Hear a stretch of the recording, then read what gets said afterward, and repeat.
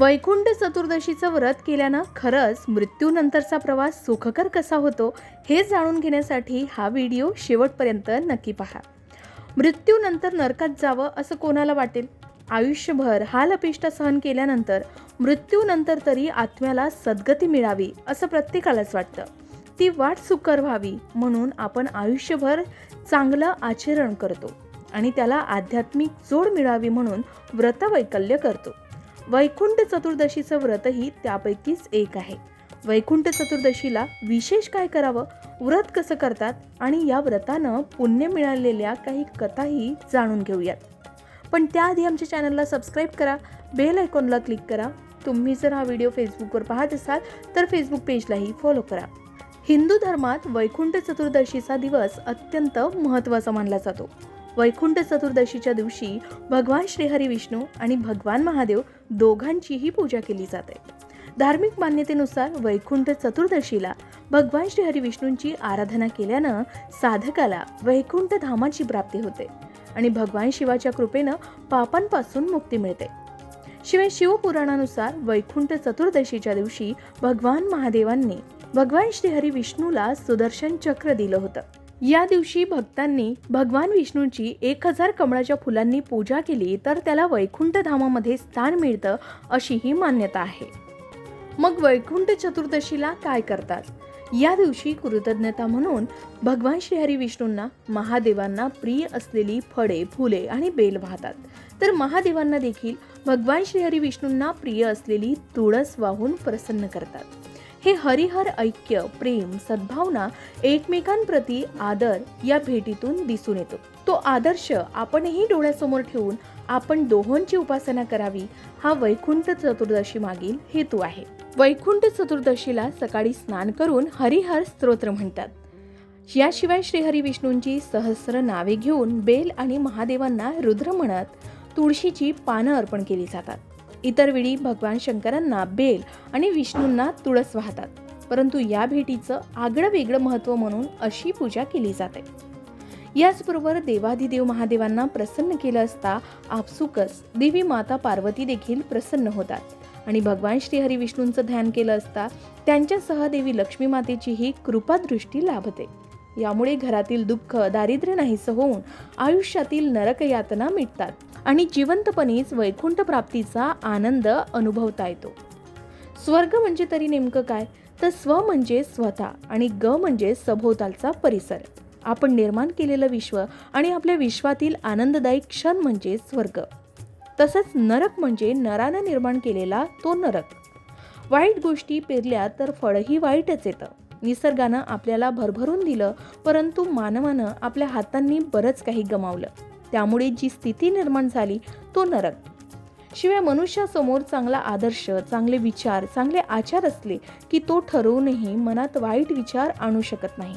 यासाठीच चांगल्या कथा, कहाण्यांचं पारायण केलं जातं. त्यातून प्रेरणा घेतली जाते.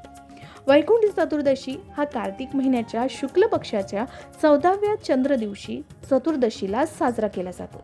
भगवान श्रीहरी विष्णू आणि भगवान महादेव या देवतांसाठी हा दिवस पवित्र आहे.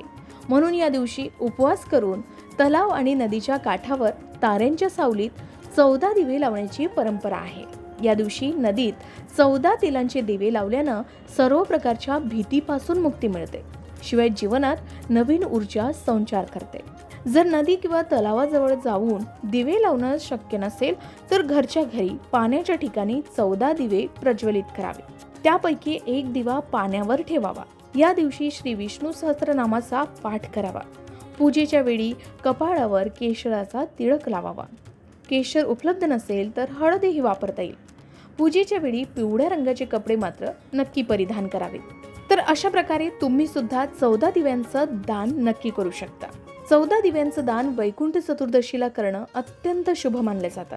असं म्हटलं जातं की याद्वारे व्यक्तीला शुभ परिणाम मिळतात आणि त्याच्या जीवनात नेहमी आनंद राहतो आणि देवी लक्ष्मी सुद्धा कायम वास करत असते. याशिवाय सर्व मनोकामना पूर्ण होण्यासही मदत मिळते.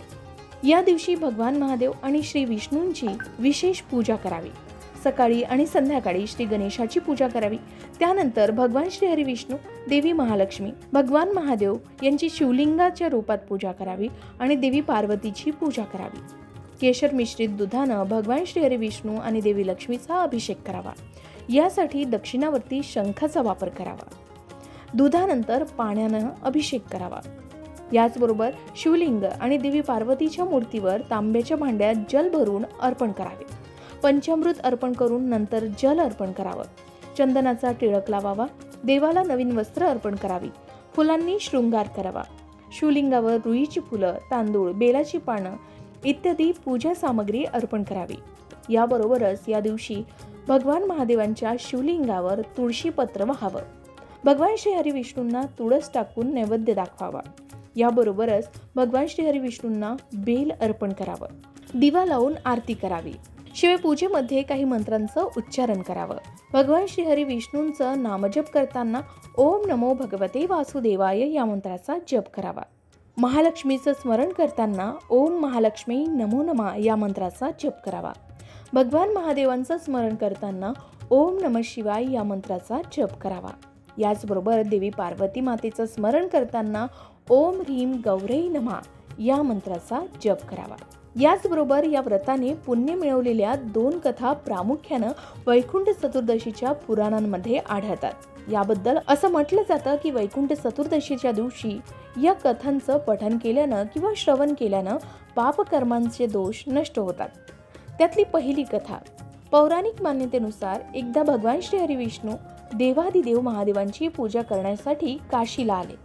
तेथे मणिकर्णिका घाटावर स्नान केल्यानंतर त्यांनी 1000 सुवर्ण कमळांच्या फुलांनी भगवान विश्वनाथांची पूजा करण्याचा संकल्प केला.